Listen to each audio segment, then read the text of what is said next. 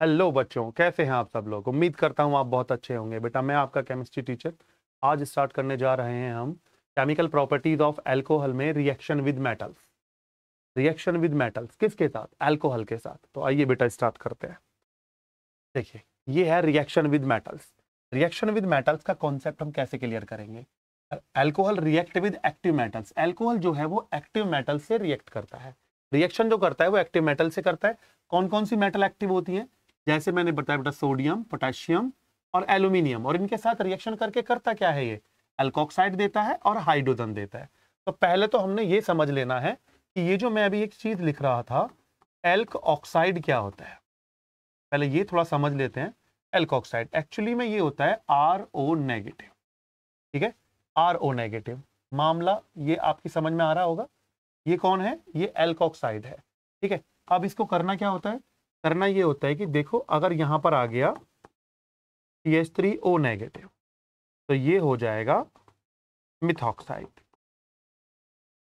ठीक है, और अगर मैंने यहां ले लिया C2H5O नेगेटिव तो ये हो जाएगा इथॉक्साइड। ठीक है, तो ये हो जाएगा इथॉक्साइड आयन। ठीक है, क्लियर हो रहा है जी हमारा? चलो इसको थोड़ा सही लिख लेते हैं।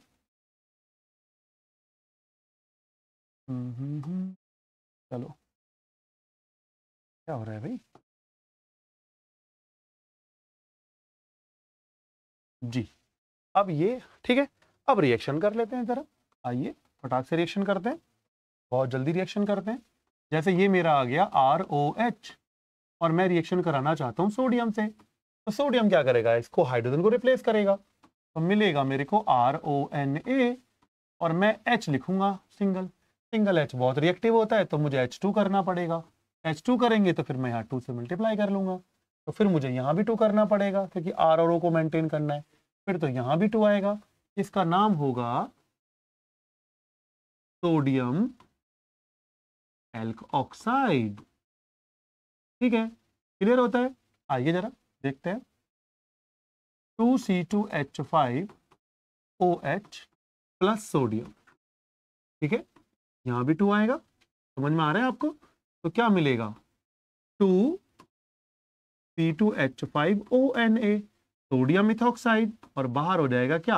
हाइड्रोजन। क्या बाहर हो जाएगा? हाइड्रोजन। ये कौन है? कौन है ये? ये है हमारा सोडियम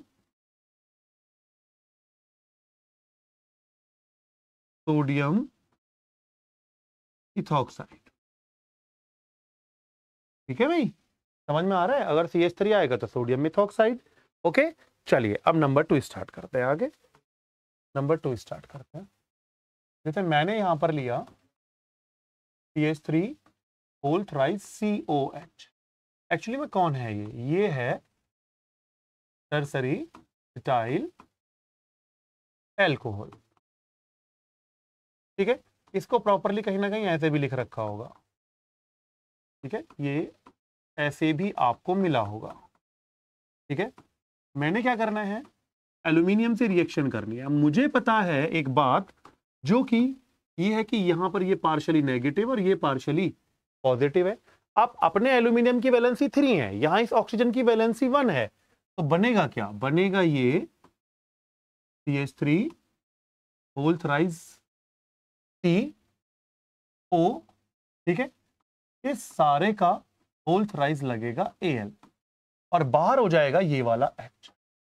अब इकला H। अब क्या करना पड़ेगा? अब यहां 3 से मल्टीप्लाई कर लेंगे भाई। ठीक है, ये सारा मटेरियल मेरे को 3 मिल जाएगा। देखो चेक कीजिए, अब 3H मिलेंगे तो 3H को कैसे लिखेंगे? 3/2H2। ठीक है, यहां 2 सपोज करो, 2 से 2 कैंसिल, 3H आ गए। इसका नाम है क्या नाम है? Aluminium tertiary butoxide. ठीक है, इसको अगर नहीं समझ में आ रहा है तो मैं और अच्छे से आपको एक्सप्लेन कर देता हूं। जैसे मैंने यहां पर क्या करना है दोबारा अच्छे से बता देता हूं। चलो नेक्स्ट पेज यूज कर लेते हैं। नहीं समझ में आ रहा है तो आगे देख लीजिए। मैं ये कह रहा हूं कि आप ये ले लीजिए। ठीक है, और जब आपने ये ले लिया, यहां OH आ गया, आप यहां एल्यूमिनियम लीजिए। और मैं कह रहा हूं कि जब एल्यूमिनियम 3 वैलेंसी दिखा रहा है तो यहां होने वाला ये होगा कि अब इस सारे का हो जाएगा होल थ्राइस Al। ठीक है, अब क्या करो, यहां पर आप यहां 6 से मल्टीप्लाई कर। तो ये सारा मटेरियल टर्सरी ब्यूटॉक्साइड वाला कॉन्सेप्ट, क्योंकि मुझे पता है ये यहां पर पार्शियली पॉजिटिव है नेगेटिव है, तो ये 6 मॉलिक्यूल हो गए। अब 2 से मल्टीप्लाई करेंगे, 3 to 6 तो बैलेंस हो गया।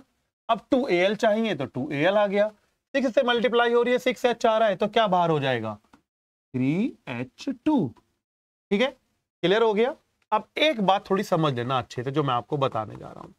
बात यह है मेरे बच्चों कि जो एल्कोहल होता है, इन रिएक्शन से हमें क्या पता लगा, इन रिएक्शन से हमें पता लगा जो हमारा एल्कोहल होता है वो नेचर में थोड़ा सा एसिडिक है भाई, क्योंकि वो प्रोटॉन डोनेट कर रहा है।